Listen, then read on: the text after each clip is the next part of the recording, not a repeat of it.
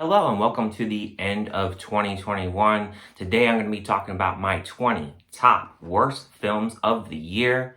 And real quick before we dive into this video, if you're new to the channel, consider subscribing as I do movie reviews and Blu-ray hauls. Give the video a like and comment what are your worst films of the year. Now without further ado, hit my music.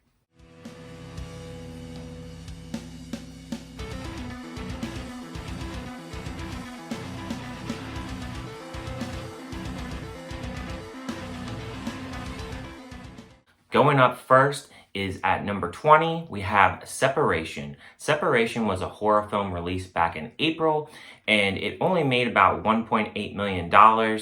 And the film has a 7% rating on Rotten Tomatoes right now. The film was really boring. The film was about an artist, and they have this dispute between him and his wife, and eventually they split up and she passes away and she pretty much haunts them as pretty much a ghost throughout the film. It was just really bad and definitely a pass on this one. Up next at number 19, we have The Martian. The Martian was released back in February. It was kind of a smaller film. I don't think a lot of people knew about it.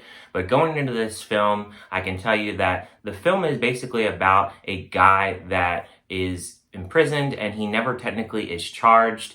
And throughout the film, you pretty much just have them trying to find a way to have evidence to keep him there. And funny story, the actual theater actually went out about 10 minutes before the ending of this movie and they couldn't get it back up. And honestly, it's probably a blessing in disguise. I ended up reading what happened in those last 10 minutes, but it was just a really bad film and I don't recommend it. Coming in at number 18, we have The Protege.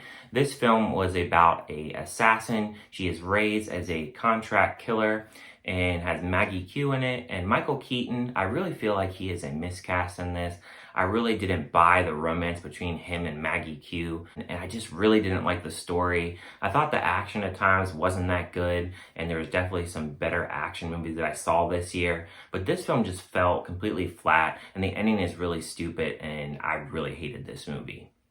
Up next at number 17, we have Snake Eyes. This is probably a career-ruining moment for Henry Golden. I really think that this was not a good film for him, and I hated the fact that they had in the trailer the suit with Snake Eyes, and we literally get it within the last 10 minutes of the film. The film had really lazy action, really lazy writing, and was just overall a really bad experience. Up next at number 16 is Voyagers. This film was really boring.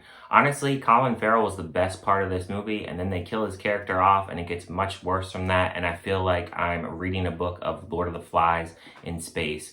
Lily Rose Depp really doesn't really add much to the film, and she was in another film this year called Wolf, and I didn't really care for that either. So she's really had a bad year for films, and honestly, this is just a skip, and there's much better space films that you guys can check out than this. Up next at number 15 is basketball film Boogie. This film, I could not stand the dialogue. I think this has one of the worst dialogues of the year for me. I really hated how he talked to women, and just the dialogue is so unrealistic on how he would talk to women, and just the way that it ends and just the whole structure to the film, I just absolutely hated it. It really didn't do anything for me, and it's one of the worst sports kind of drama films that I've ever watched. Next at number 14 is one of Clint Eastwood's worst films ever. At number 14, we have Cry Macho. This film was just utterly boring. The dialogue really bored me. There really wasn't a lot that happened in this movie, and honestly, Clint Eastwood, he really just fumbles over his lines in this movie. I wouldn't be opposed to him directing another film, but at this point, I just don't think that he should be acting anymore. Up next at number 13, we have Don't Breathe 2. Who in the world thought this was a good film to greenlit and then tried to make us as the audience have sympathy for this guy? This guy was an absolute creep in the first film, and I don't know why anyone would want to root for his character in this. This film was just really bad. I didn't like the premise at all. I didn't really care for the action scenes and what really happened at all in the film, and they need to kill this off and not have any more because this film was absolutely terrible. Up next at number 12 was The Little Things. The Little Things was a complete sleeper of a film. I really didn't like this film at all. I thought Jared Leto did terrible in this film. I thought this was Denzel Washington's worst films ever. He just really didn't have much of a compelling character, and I really didn't care for the ending or how the script was or just how the film developed. It was very boring and not a lot of action, and it was just a really big waste of time. Up at number 11 is Those Who Wish Me Dead. Honestly, Angelina Jolie, I wouldn't say she's one of my favorite actresses, but honestly, I just thought this film wasn't that good. I didn't like the CGI in this. I didn't care for the story. It didn't hold my attention. And it was just a really bad film that I think you guys should skip. And now, the moment that you've all been waiting for, we are in the top 10. Up at number 10 is Paranormal Activity 7. Holy moly, please quit making these films. This film was so bad. They didn't capitalize on the fact that they were on this farm, and the characters are extremely annoying. The lead actress, she was simply annoying. I didn't like her character at all. Really, I didn't care for the story at all, and there was nothing that drew me in on this film. Up at number 9, we have In the Earth. I didn't really like how this film developed. It was confusing at times, and the biggest thing I can say about this film is if you don't like flashy lights, or if you could get seizures from flashy lights, this film has a ton of flashy lights. And honestly, throughout the film, it's just simply annoying having these flashy lights and just having a story that I just really never got invested in. The characters were kind of dull at times, and I just didn't really like how the whole film developed. Up at number 8 is The Card Counter. Holy moly, I should have listened to a friend that told me not to see this film. This film was really, really bad. Honestly, Oscar Isaac, his performance is okay in this, but just the story and just the shots and just how the film is developed and the script is a little messy at times, it just really never really caught my attention, and I was simply bored and wanting to look at my phone in the theater because this film never really grabbed my attention whatsoever. His character kind of goes berserk at times, and it's just really stupid the way that it ends, and I just didn't really like the whole story throughout the film. Now we're at number 7, and I can tell you easily, all these films could be easily interchangeable. They're all pretty equally bad, and you're going to notice a little theme here going 1 through 7 here. So number 7 is Tom and Jerry. This film, I never really was much into Tom and Jerry, but I wanted to give the film a shot, and I watched this on HBO Max, and this film is a mess. The dialogue in this I didn't care for, and the lesson that they're trying to teach kids in this was just really stupid. And honestly, the film just never really grabbed my attention at all, and I was very bored during this one. Up at number 6, I feel like this is on everybody's list. It definitely is one of the worst of the year. Space Jam. Why in the world do we need to do another Space Jam film?